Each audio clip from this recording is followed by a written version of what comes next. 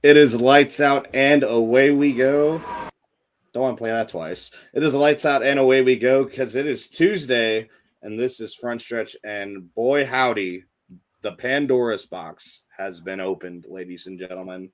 Max Verstappen wins at the Las Vegas Grand Prix in dominating fashion after a great start and passing Lando Norris, who was pole sitter, fell a couple places back, still finished second. But did he? After the penalty of probably all time we could be talking about in 2 races time, as Lando Norris, Oscar Piastri both disqualify.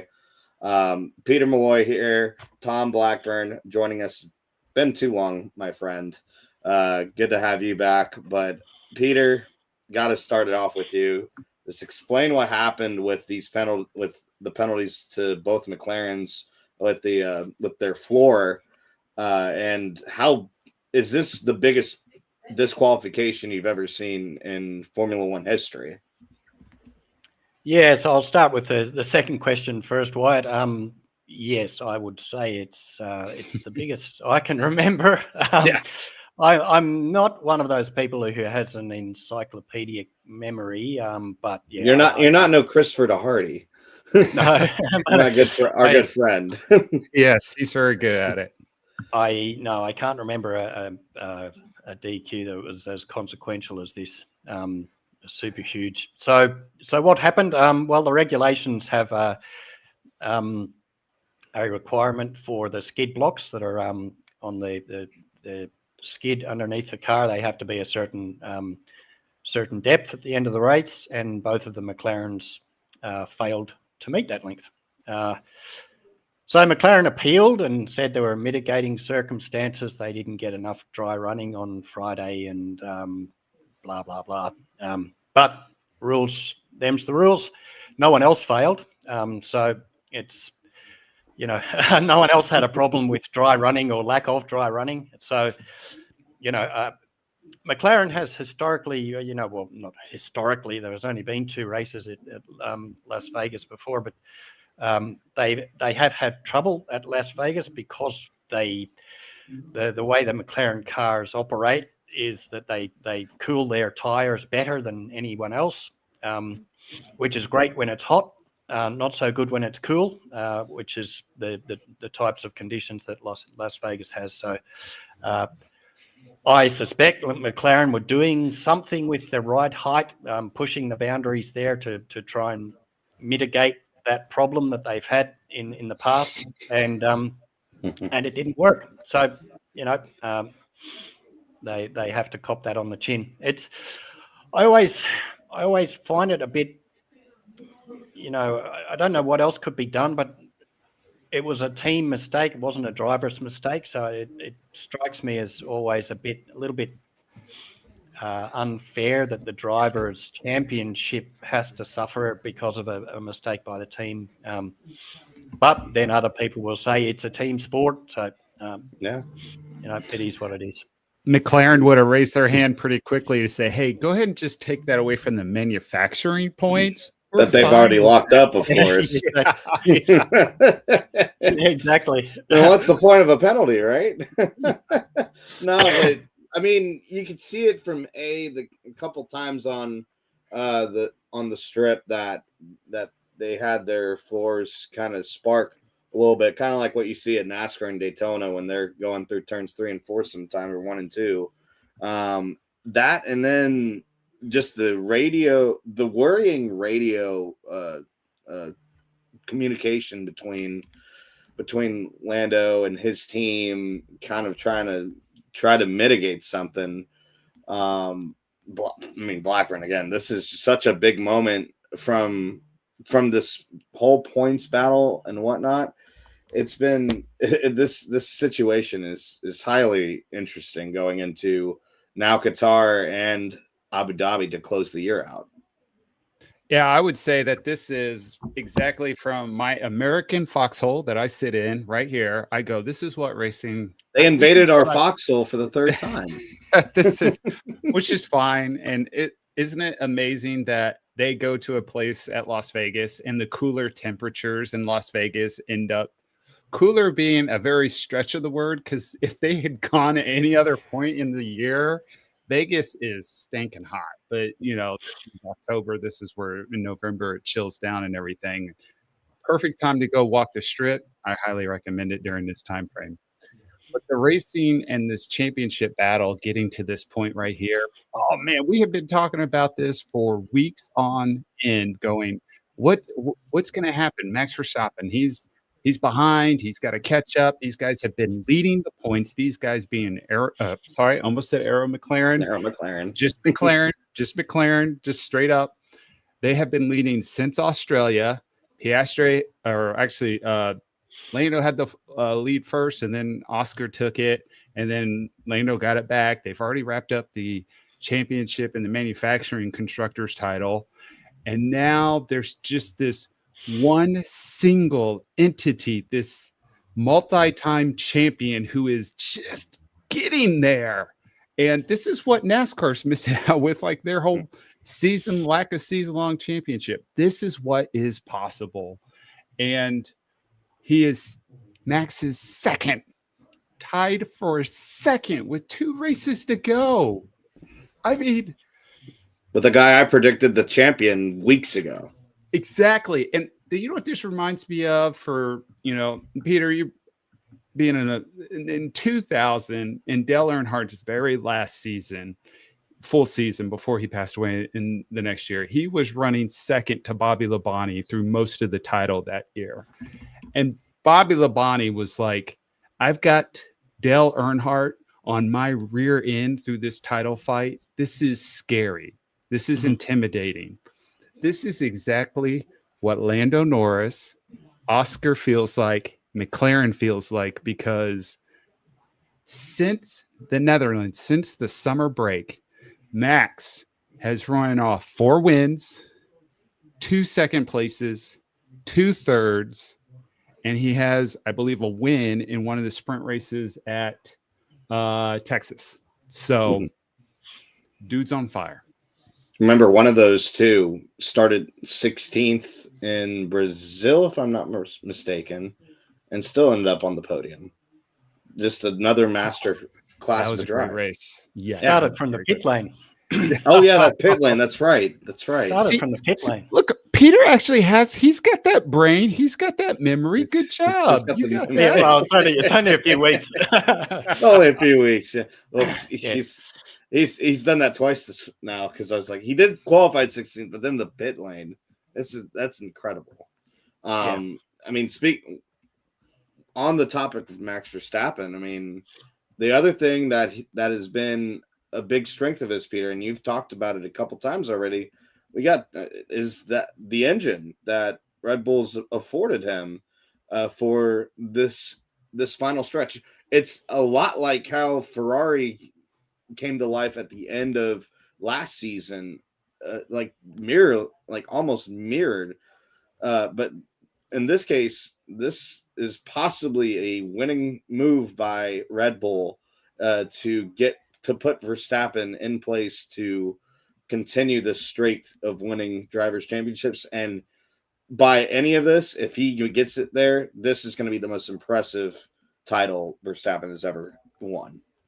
Yeah, it was interesting that after the Brazil race, McLaren were actually, which shows that McLaren is concerned about the new engine. McLaren were raising the question that this new engine should come out of the budget cap, which of course apparently it doesn't, because the regulations are a bit vague.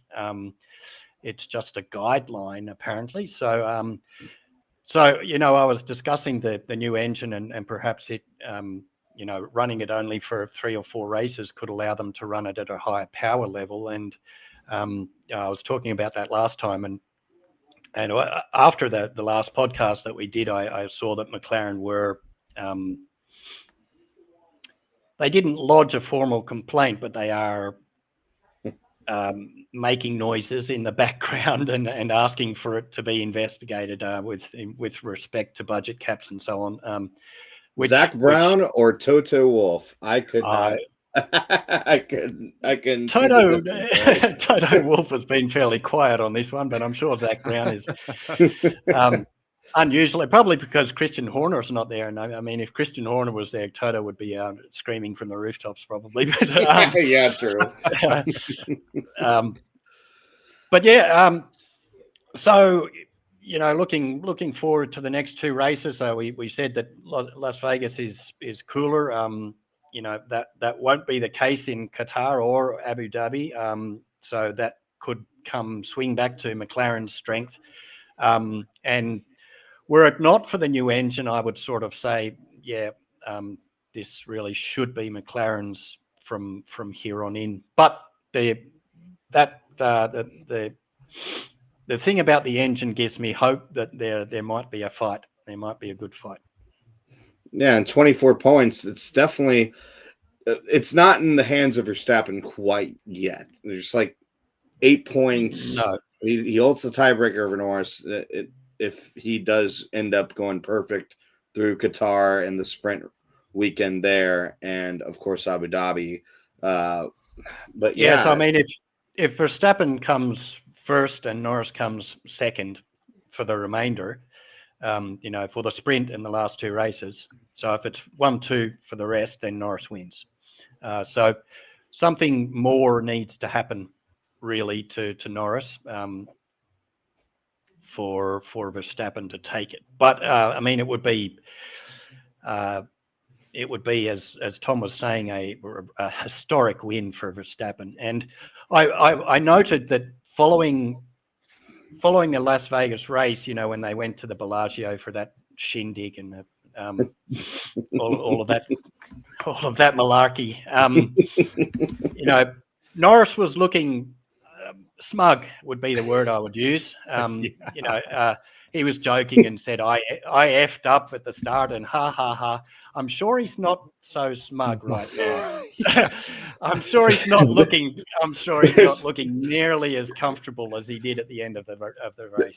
There's a clip that I've seen floating on social media too, where it's one of Verstappen's interviews after he had won, of Norris just passing him and kind of giving him that look as he's walking by, like he's not so smug anymore. He's McLaren and them are not in a comfortable situation anymore.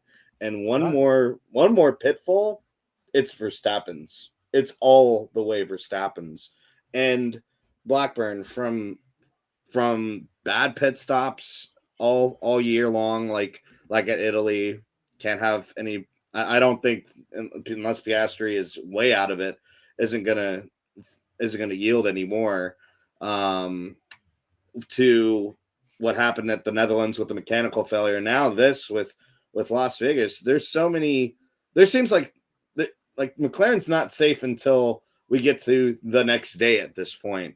And if they finish at least second to Verstappen. If Verstappen's in position to win, of course. Yeah, so they actually have to perform, which is something that they're not used to in this situation. Now, Lando did start kind of turning it on last year. I think he won the last race. I just looked at his stats from him. So he did win at Abu Dhabi at the end of last year. Mm-hmm. So, he at least has shown that, but we're not seeing a history of first, seconds in those last couple of races consistently from him. So he's going to have to do something he has not done in his career yet. Now, he has had a career year this year. And for him to have been able to climb and cut into his teammates' lead through most of the year and be able to take the top spot, I wouldn't say that I would put all my money on Max. He's the one that has to go out there and actually make sure he puts a bunch of points between him and Lando. Lando just needs to get those top finishes, and in the championship will be his. I think what is interesting to bring up is what has happened to Oscar over the last 5-6 races since he finished third at Italy. He has just kind of had a very rough go of it. And I don't know. I wonder if his youth is just kind of catching up to him. This is a long season. This is kind of like, they talk about in some sports where rookies or younger guys, they hit a wall, metaphorically. I wonder if that's what's happened here, or if things are not as clicking within the team. I find it interesting that he has kind of like he didn't have a run of something like this all year. Like, he had a fourth in between a first and second, and then he had the ninth at Australia. Outside of that, it was first, second, and thirds through most of the year. So it's been a very big letdown, I think. And if Max leaps him and he falls to third, I would be a little frustrated that that's what would happen. What I'm interested in too is that Lando Norris last year at Qatar. I'm looking at Qatar last year. Verstappen won that race, by the way. I mean, Piastri finished in the podium, but Lando Norris, I don't remember exactly what happened with him in that race to get this result. It started third, but finished 10th. It looks like with points and all that, he scored 9. I don't know. This is off of Racing Reference. I'm not on Formula One's website here, but the fact that he hasn't won at Qatar ever in his career now, and with Verstappen on this pedestal, gentlemen, I'll circle it back to you, Tom.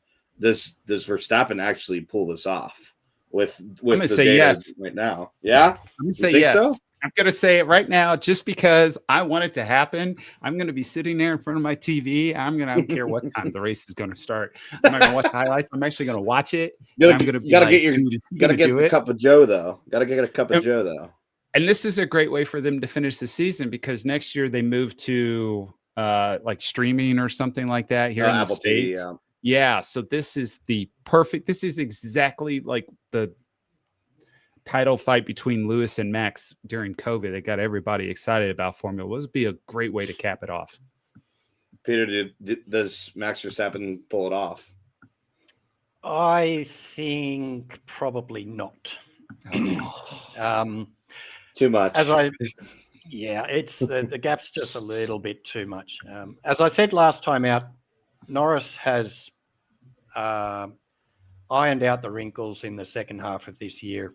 He's become a lot more consistent, more like a Max Verstappen. I mean, he did make a mistake at the start of the Las Vegas race, which was a bit more like the mistakes he was making at the start of the year. But, part of me thought that was just a bit of complacency more than weakness. So based on what Norris has been doing for the most recent races, the last 5 or 6 races, I would say he will probably do enough. That's just based on pure statistics. But, I mean, it would be, as I said also last time, I think Max is still the deserving champion. I think he is still the best driver on the grid. And for that reason, I would like Max to win it. But I mean, it would be it would be a historic win if he did. But I doubt. I think it's 24 points is just a little bit too much. I'm gonna break this tie and err on the side of Piastri. history. Oh yeah, I'm gonna go Piastri, guys. No, I'm gonna veer off my original champion. I gotta get off the Piastri bandwagon, and I gotta get on the Verstappen hype train now, because this is insane. This is for referencing Spaceballs, the movie. This is ludicrous speed that Verstappen is going on at this They've point. gone to plaid. Yeah, no, this is just an incredible pace that he's been on to catch up, and McLaren can't seem to find a way to get out of their own way. And then you said it there, Peter, too, the start at Las Vegas. Yeah, we'd be talking more about the race in that moment a little bit more, but then the gap would still be the gap at the end of the day, and I think it would have took something like this at Qatar to even make a conversation of Abu Dhabi. But this happened at Vegas, and now we go to Qatar. Verstappen's won this race last year. I mean, Lando Norris, I'd have to look at the race again, to see what happened here at this race, but even a third or a finish outside the podium and it's game on for Max Verstappen in Abu Dhabi, and anything goes. It's not game on for Alex, for our boss Alex Gintz though. He's looked for the Lando Norris Monster Energy and has been failed miserably. Hey, by the way, Lando Norris. Alex does not get his Monster, by the way, Peter, you don't know this. You haven't worked with him, but if he doesn't get his Monster in the morning, he is a pill to work with. He is a monster. He is a monster. He's grumpy. Like we figured out in Nashville. He's gonna kill me. Alex, we love you. We love you. No, I'm about to say awesome. I'm rocking the red. I'm rocking the Red Bull right here. Hey, gotta rock the Red Bull. Gotta go with it for this championship fight, though. I think, and what a fight it's going to be, and what a year 2026 will be with another legendary name to add to IndyCar's list of drivers, and that's going to be Mick Schumacher. He's joining Rahal Letterman Lanigan Racing this for 2026. I don't know if they announced the car number. I didn't see that. No, they quite yet. I don't think so. Yeah, I couldn't confirm that either. But the Schumacher name enters IndyCar through incredible odds and incredible circumstances, I think.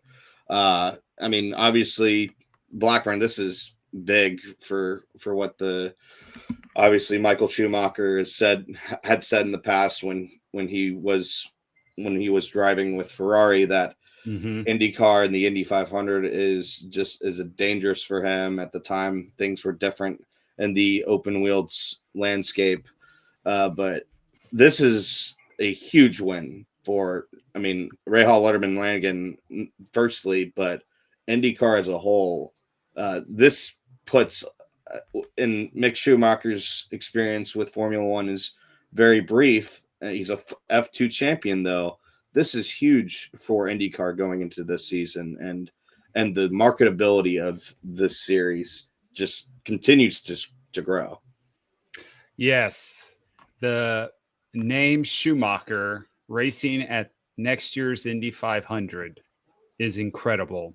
It is up there. I know he does not have the pedigree of Fernando Alonso when he came over and ran the Indy 500, or Nigel Mansell when he came over and ran and won the title in kart in 1993.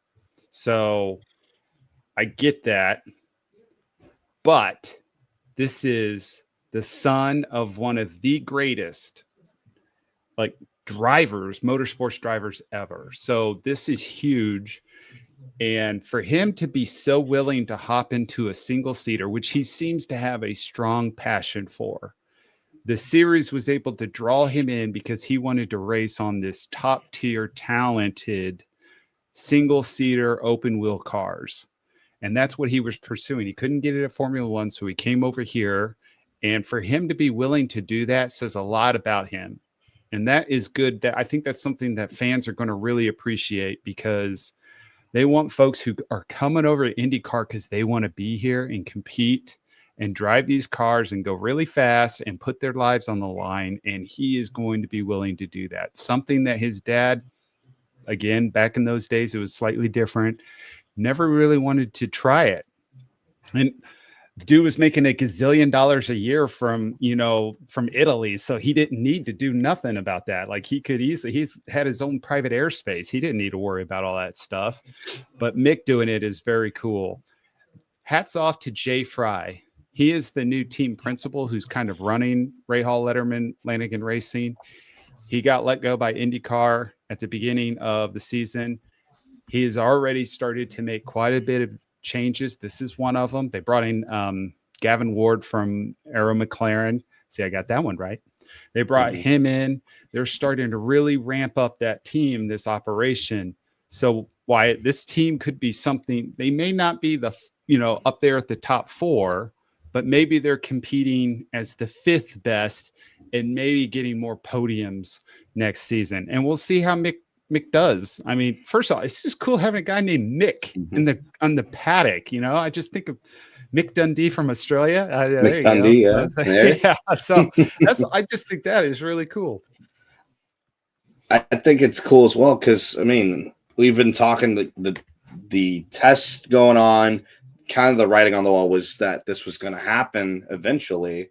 Just was a matter of when, like we said in previous podcasts. I mean, the only thing I hope for is that, like Alex Sins says, I just don't want Ray Hall, Letterman, Lanigan to go back to the 23-24 Indy 500 pace that they had, or lack thereof, and see Mick Schumacher in bump day for some reason. No, I mean, I would love to see the pace that like Takuma Sato had fighting for the pole last year. I mean, it wasn't everybody. I think this is good too for Ray Hall, Letterman, Lanigan, because I mean, I don't know. I'm assuming this is Devlin DiFrancesco out from there. We haven't heard nothing from that camp. And if they're going to come back with Ray Hall, Letterman, this is huge because this gives I mean, you saw it with Louis Foster coming in this year. I mean, he came in from Indy Next, and he's been around this paddock for years coming up and professionally. But they struck Rookie of the Year with him battling Robert Schwartzman towards the end of it, and did considerably, minus the Nashville race at the end, did pole at Road America, considerably good season for Louis Foster. And having Ray Hall, a guy who's one of the veterans of this sport right now, and the backing of Honda, a good race team when it comes to road course racing, and Mick Schumacher. I mean, you've seen it with Roman Grosjean coming in, has been very strong. Was a very strong candidate as he came through the IndyCar ranks via F1. I think this is a great move personally for me. Peter, I mean, you've watched Mick Schumacher in his Formula One days and his F2. I'm sure as well.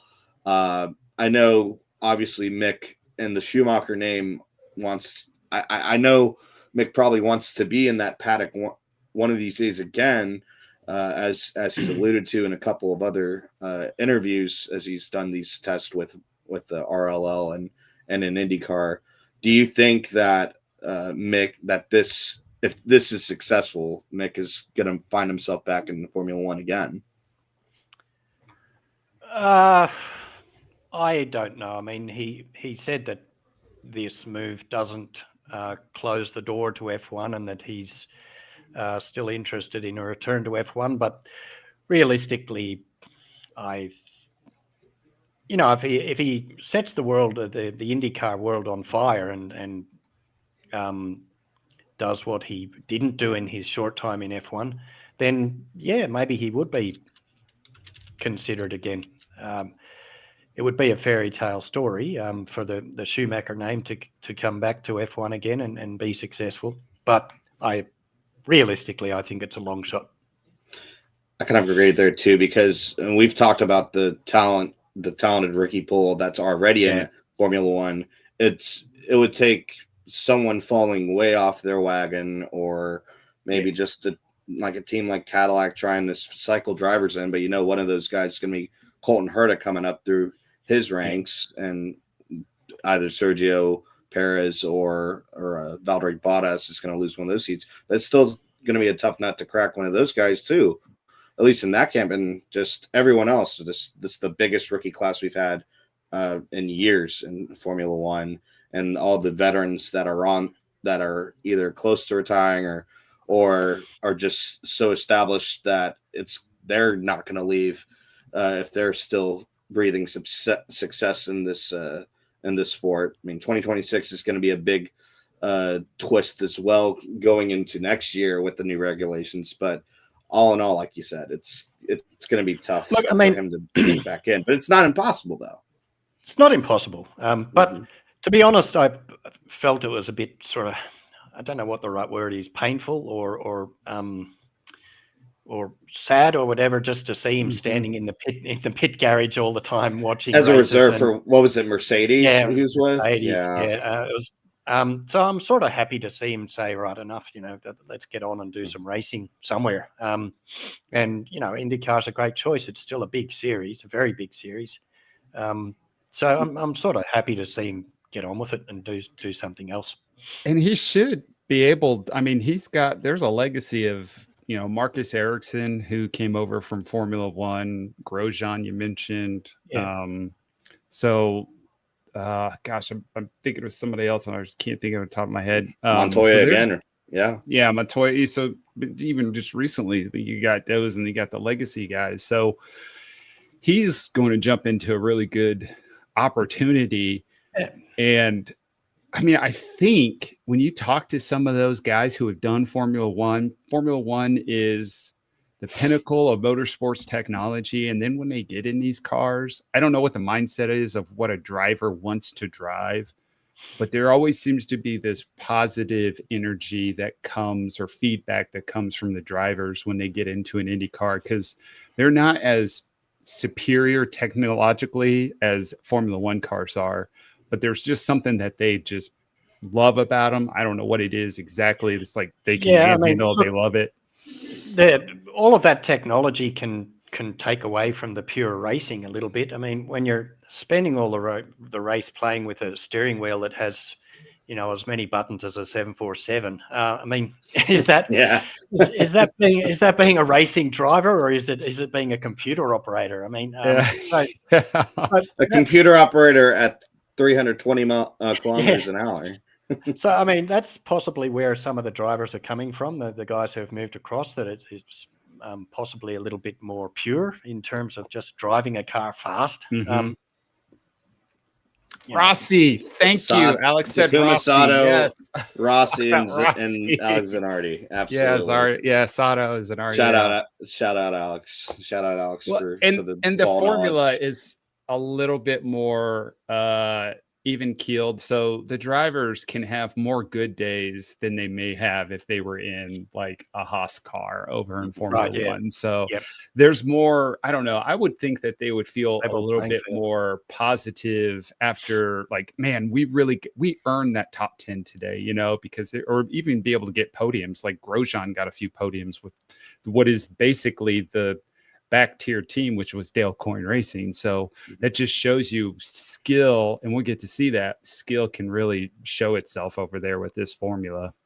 And I was able to get a deal with Andretti too in his time here as well. So that's true. That's right. I'm more than excited to see again the Schumacher name driving an oval in any case. Oh my gosh, the Indy 500, but just a full the Indy season. 500, yes. Just the Indy 500 alone, but a whole season in IndyCar. He's going to have a huge. Wish him luck. He's going to have a fan following because, especially at Indianapolis, people respect that highly. Fans respect someone willing to do this, and he's going to have a huge following, at least at Indianapolis. I predict it. Well, from one of the younger guys coming into the sport to one of the older guys getting, would you say, his best shot at Indy 500? At least since his days at Andretti. Yeah, I would say Ryan so. Ryan Hunter-Reay. He's going to be racing with Arrow McLaren this for multiple seasons, a multiple race deal to race the Indy 500 in their fourth car, which has featured the likes of Juan Montoya, Kyle Larson as of late, and of course his new boss Tony Kanaan and former teammate. I got to talk to him in the press conference. Was good vibes all around. I think this is an incredible opportunity for him to be in that car. Blackburn, I'll shoot it to you here quickly. Is this truly the best car he's ever going to drive at the Indy 500 in general? No, I would say the one that he won the race with. Minus that one, of course. That's why I had to lead off an Indy 500 winner already.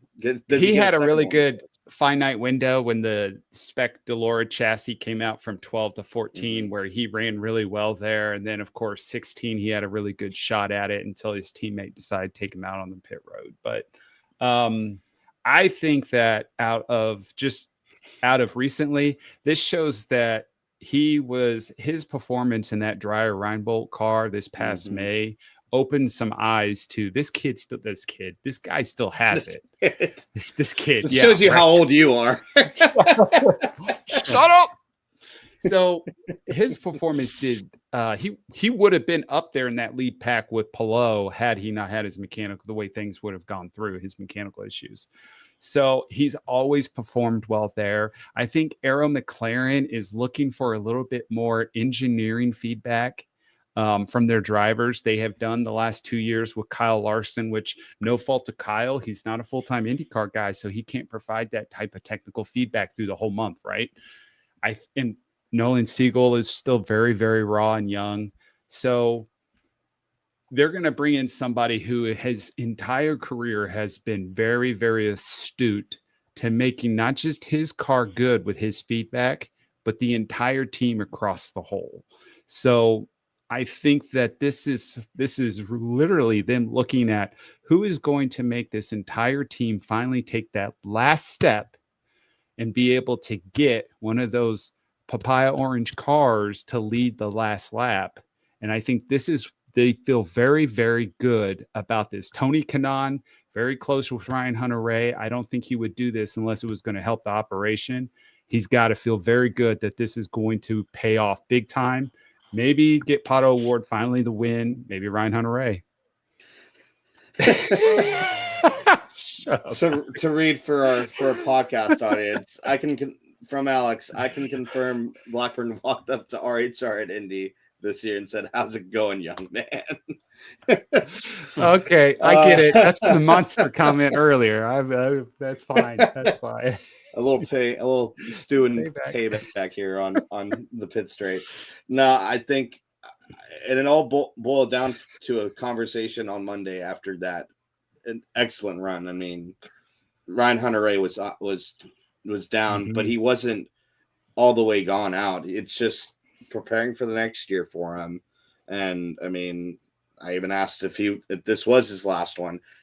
He still has the eye to win this race for years, and I see it just from this signing. Big opportunity for him to get that. And the fact that he's going in the business with probably this is going to be his best relationship he has in the paddock with Tony Kanaan, one of the best ones in the paddock for sure with Tony Kanaan, and getting a like-minded guy. They both had some similar racing styles. He's going to get the most out of this car when it comes to the month of May. And this is going to be his best opportunity in the later stages of his years. And he almost did it. It was 100 to 1 or some 150 to 1 to win with Dreyer Reinbold. I know. Holy cow. That's on that. Whew. We would fly out and go with that money. We'd go fly out and see Peter. Well, I would have been.